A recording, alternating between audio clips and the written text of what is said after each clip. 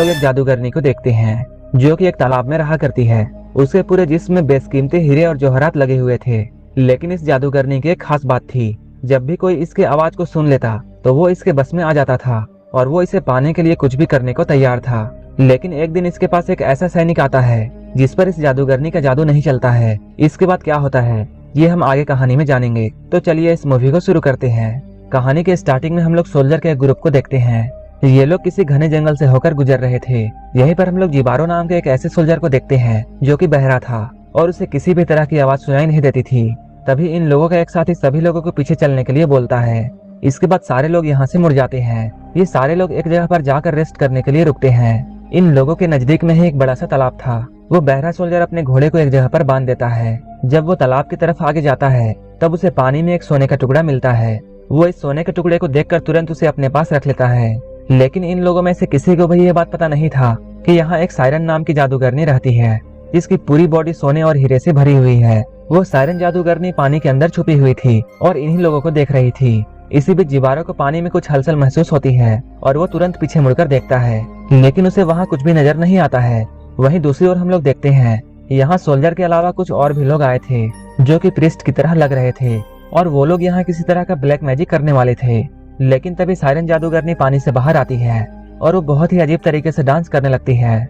इसके बाद वो अचानक चिल्लाना शुरू करती है। उसकी आवाज को जैसे ही ये सोल्जर सुनते हैं वो सारे लोग इसके बस में हो जाते हैं और सभी के अंदर उस जादूगरनी को पाने की इच्छा जाग जाती है। सायरन जादूगरनी पानी के ऊपर डांस कर रही होती है और वो जोर जोर से चिल्ला रही होती है जैसे कि वो सारे लोगों को अपने पास बुला रही हो। उसके चिल्लाने की आवाज सुनकर सारे सोल्जर्स पागल होने लगते हैं और सारे लोग बहुत एग्रेसिव हो जाते हैं और सभी बस उसी की तरफ देख रहे थे और अब ये लोग किसी भी कीमत पर उसे पाना चाहते थे। सारे लोग एक दूसरे पर हमला करने लगते हैं ताकि वो उस जादूगरनी को पा सके। बहुत से लोग यहाँ पर मारे जाते हैं और जो भी सोल्जर अभी तक बचे हुए थे ये लोग इस जादूगरनी की आवाज सुनकर पागल होते जा रहे थे। कोई भी अपने बस में नहीं था। ये सारे लोग एक दूसरे को मारते हुए जादूगरनी की तरफ जा रहे थे और वह चुड़ैल लगातार अपनी भयानक आवाजों को निकाल रही थी और उन सबको अपने पास बुला रही थी और उन्हें अपने पास बुलाते हुए धीरे धीरे पीछे जा रही थी। लेकिन इधर जिबारो इस बात से अनजान था कि यहाँ उसके साथियों के साथ क्या हो रहा है, क्योंकि ना तो उसे उसके साथियों की आवाज सुनाई दे रही थी और ना ही जादूगरनी की आवाज। तभी जिबारो अचानक इन लोगों को देखता है और उसे यहाँ कुछ भी समझ में नहीं आता है कि ये लोग ऐसा क्यों कर रहे हैं। इधर सारे सैनिक एक दूसरे को मार रहे थे। वो लोग उस चुड़ैल को पाने के चक्कर में पानी के अंदर जाते जा रहे थे और पानी के अंदर डूबकर अपनी जान गंवा रहे थे। तभी जिबारो की नजर सायरन जादूगरनी पर जाती है। उस चुड़ैल को देखते ही जिबारो बहुत डर जाता है, लेकिन उसे उस चुड़ैल की आवाज सुनाई नहीं दे रही थी जिसकी वजह से उस जादूगरनी की आवाज का असर जिबारो पर नहीं हो रहा था। लेकिन दूसरी ओर यहाँ जितने भी सोल्जर्स थे वो सारे लोग इस चुड़ैल की आवाज सुनकर यहाँ मारे जा रहे थे। एक वक्त ऐसा आता है कि सारे सैनिक आपस में लड़कर और पानी में डूबकर मारे जाते हैं और अब जिबारो के अलावा कोई भी जिंदा नहीं था। तभी सायरन जादूगरनी की नजर जिबारो पर पड़ती है और वो उसे भी अट्रैक्ट करने के लिए उसकी तरफ आवाज लगाती है और उसे अपना बहुत ही अजीब डांस दिखाती है। लेकिन जिबारो पर उसकी आवाज का असर नहीं हो रहा था। वो इस बात से बहुत हैरान होती है कि उसकी आवाज से आज तक कोई भी मर्द नहीं बच पाया है, तो फिर आज उसके साथ ऐसा क्यों हो रहा है। वो जिबारो को बस में करने के लिए बहुत कोशिश करती है, लेकिन वो जिबारो पर अपना जादू नहीं चला पाती है। अब वो जादूगरनी बहुत डर जाती है और वो सोचती है शायद उसका जादू खत्म हो रहा है, इसलिए उसका असर उस सैनिक पर नहीं हो रहा है। इसके बाद वो पानी में वापस चली जाती है। इधर जिबारो बहुत डर चुका था क्योंकि अचानक पल भर में ही उसकी पूरी सेना खत्म हो चुकी थी और अभी तक उसे कोई भी बात समझ में नहीं आई थी कि यहाँ क्या हुआ था। तभी वो चुड़ैल पानी से बाहर आती है और वो जिबारो को देखने लगती है कि आखिर इस आदमी में ऐसा क्या है और क्यों मैं उसे अट्रैक्ट नहीं कर पाई। अब सायरन जादूगरनी जिबारो की तरफ अट्रैक्ट होने लगती है और अब वो उसे पाना चाहती थी। लेकिन इधर जिबारो बहुत डर गया था और वो यहाँ से जितनी जल्दी हो सके भागना चाहता था और वो अपने घोड़े को बहुत तेज दौड़ाने लगता है। लेकिन भागते हुए वो एक बड़े से पेड़ से टकरा जाता है और वहीं पर नीचे गिर जाता है। कुछ देर के बाद उसे होश आता है। वो अपने आप को संभालता है, लेकिन भागते हुए वो बहुत ज्यादा थक चुका था। इसके बाद वो नदी के किनारे एक जगह ढूंढता है ताकि वो रात में यहाँ आराम कर सके। धीरे धीरे यहाँ रात हो जाती है और जिबारो यहीं पर सो जाता है। तभी सायरन जादूगरनी पानी से बाहर आती है और वो डांस करते हुए जिबारो के पास आ जाती है। सायरन जिबारो को बहुत पास से देखना चाहती थी और उसके मन में जिबारो को पाने की तीव्र इच्छा जाग चुकी थी। इसके बाद वो जिबारो के साथ ही सो जाती है, लेकिन जिबारो यहाँ गहरी नींद में होता है और उसे इसके बारे में कुछ भी पता नहीं था। कुछ देर बाद सुबह होती है।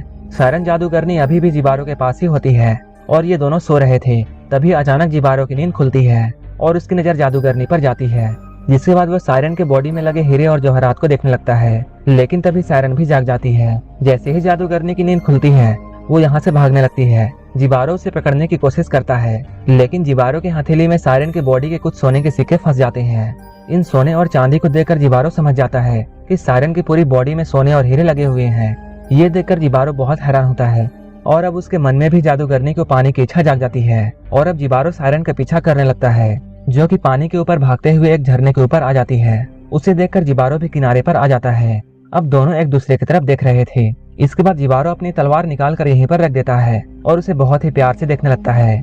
जादूगरनी भी जिबारो की तरफ देख रही होती है। जिबारो अब सायरन की तरफ जाने लगता है। ये देखकर जादूगरनी को ऐसा लगता है जिबारो भी अब उससे प्यार करने लगा है और वो खुशी से डांस करने लगती है। इसके बाद वो तुरंत जिबारो के पास आती है। जिबारो भी यहाँ ऐसा दिखाता है कि उसे सायरन से प्यार है, लेकिन जिबारो को सायरन से कोई भी मतलब नहीं था। वो तो बस उसके बॉडी में लगे सोने और हीरे को लेना चाहता था। इसके बाद ये दोनों एक दूसरे के बहुत करीब आ जाते हैं और एक दूसरे को किस करने की कोशिश करते हैं। जंगली रमी पे आओ ना महाराज, 24/7 कस्टमर सपोर्ट के लिए हाजिर हैं आपकी खातिर। लेकिन सायरन के होठों पर भी हीरे लगे हुए थे, जो कि काफी नुकीले थे, जिसकी वजह से जिबारो जब उसे किस करता है तब उसके होठों से खून आने लगता है। लेकिन सायरन अपने आप को नहीं रोक पा रही थी और ये दोनों ऐसे ही रोमांस करने लगते हैं। अब जिबारो का होठ बुरे तरीके से जख्मी हो चुका था और उसके पूरे मुंह से खून आ रहा था। इसके बाद वो सायरन को किनारे पर लाता है और उसे मारकर अचानक से बेहोश कर देता है। इसके बाद जिबारो उसकी बॉडी से एक एक सोने और हीरे को नोचता है और वो सारे बेशकीमती जवाहरात जो कि जादूगरनी की बॉडी में लगे हुए थे उन्हें लूट लेता है। ये सारे सोने और हीरे जादूगरनी के जिस्म से लगे हुए थे, जिस वजह से उसकी पूरी बॉडी जख्मी हो जाती है और उसकी पूरी बॉडी से खून आने लगता है। सारे सोने और हीरे को निकालने के बाद जिबारो उसकी बॉडी को पानी में फेंक देता है। इसके बाद सायरन की बॉडी नदी में बहने लगती है और उसका पूरा ब्लड पानी में बहने लगता है। इधर जिबारो सारे सोने और चांदी हीरे जवाहरात को एक चादर में उठाता है, क्योंकि वो जो चाहता था उसे मिल चुका था और अब वो यहाँ से जाने के लिए अपना रास्ता देखता है। वहीं दूसरी ओर सायरन की बॉडी बहते हुए तालाब के अंदर आ जाती है। अपने पुराने वाले तालाब में आने के बाद सायरन की बॉडी अचानक नीचे चली जाती है और यहाँ चारों तरफ खून ही खून फैल जाता है। इधर जिबारो यहाँ से निकलने का रास्ता ढूंढ रहा था और वो अब जादूगरनी के बारे में सोचना भी नहीं चाहता था, क्योंकि उसने जो भी चाहा अब उसे मिल चुका था। लेकिन ये सारा खजाना बहुत भारी था, जिसे ले जाने में उसे बहुत परेशानी हो रही थी और वो बहुत थक चुका था और उसे बहुत जोरों से प्यास लग रही थी। तभी उसे सामने एक नदी दिखाई देती है। इसके बाद वो पानी पीने के लिए किनारे पर जाता है। वो जैसे ही पानी पीने के लिए यहाँ आता है, सायरन का ब्लड यहाँ आ जाता है और जिबारो उस ब्लड वाले पानी को पी लेता है। तभी अचानक उसका ध्यान उस खून पर जाता है। उसकी हालत अचानक से बहुत खराब हो जाती है और उसके दिमाग में अजीब सा होने लगता है। उसे अब सारी चीजें सुनाई देने लगती है।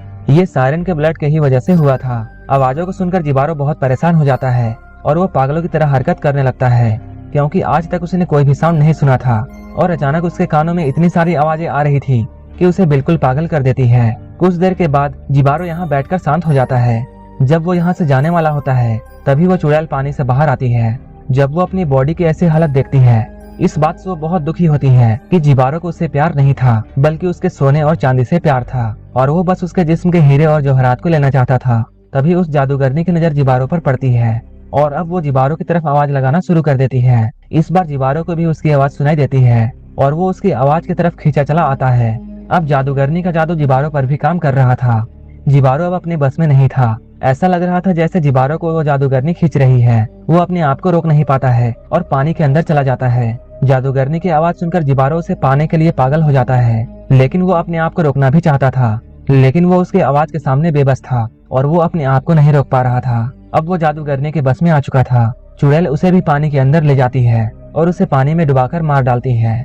जिबारो अपने लालच की वजह से यहाँ मारा जाता है। इधर सायरन अपनी हालत देखकर बहुत दुखी थी।